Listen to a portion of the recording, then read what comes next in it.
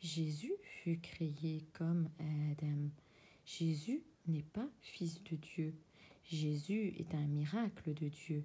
Il a été créé de poussière. Puis Dieu dit « Sois » et il est.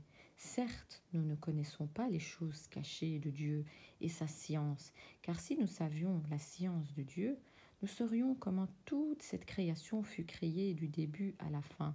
Mais il reste des mystères auxquels seul Dieu peut y répondre. Toutes ces créatures sont faites de poussière, d'argile, de chaque argile de couleurs différentes. Nous avons été créés de couleurs différentes et de diverses manières, de divers caractères. Et cela doit normalement être dans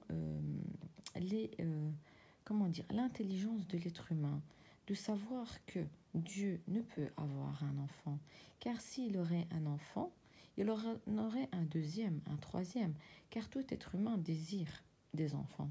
Tout être humain aime les enfants. Comment Dieu pourrait, qui est Dieu et créateur de tout cet univers, pourrait juste avoir un seul enfant? Cela n'a pas de logique. Eh bien, Dieu n'a pas de fils. Il est le créateur. Il est sans début et sans fin. Il n'est pas limité comme nous. Il n'a pas de notion du temps, car c'est lui qui créa le temps. Il crée ses créatures de manière différente, certains d'un souffle de vie, certains de ses mains, encore une fois, pas des mains comme nous pouvons l'imaginer. Certains devraient travailler leur logique, car Dieu créa l'intelligence en premier, et quand Dieu dit à l'intelligence de reculer, elle recula. Eh bien, les gens ne méditent-ils pas sur cela? N'ouvrent-ils pas tous les livres divins?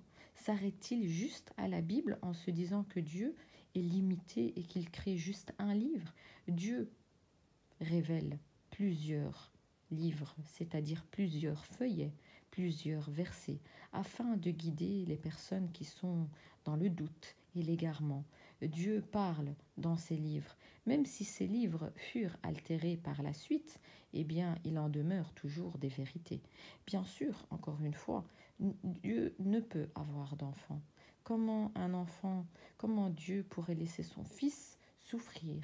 Quel est ce mauvais parent qui pourrait laisser un enfant souffrir?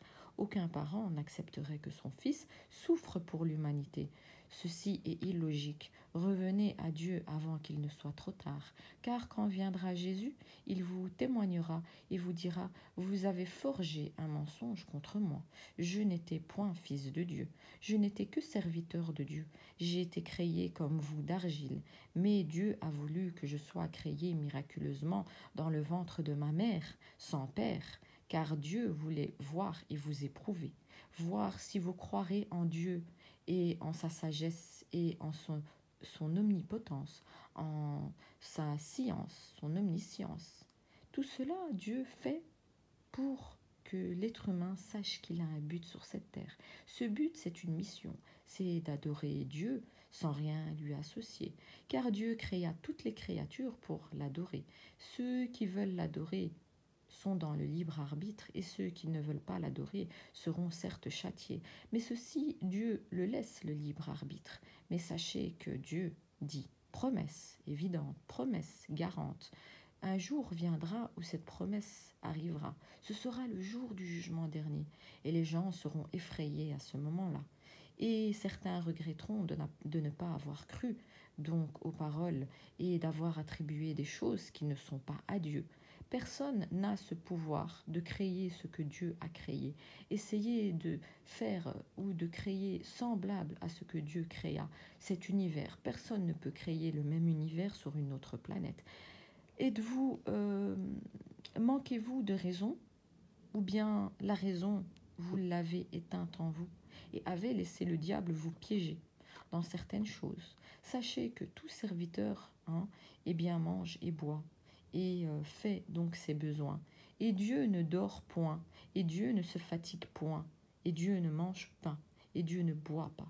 Dieu n'est pas comme nous, il n'est pas à notre image. Dieu certes créa l'homme, comme il est dit, à son image, mais dans son image de la sagesse, de la science, mais pas dans son image à lui, d'accord?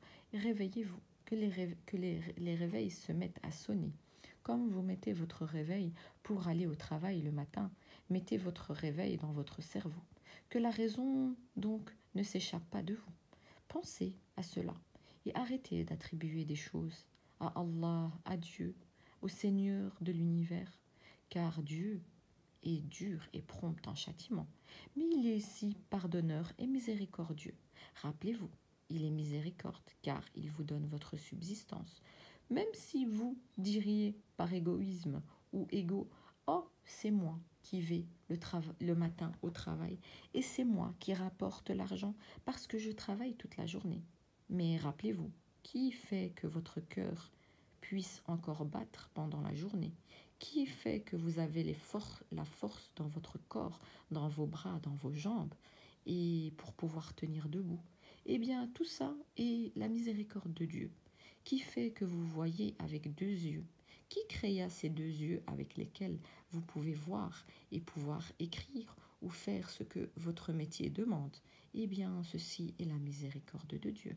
Mais très peu réfléchissent, ou très peu l'ego les a envahis, ou très peu oublient et sont ingrats, ou très peu sont disputeurs au sujet de Dieu, ils conjecturent au sujet de Dieu.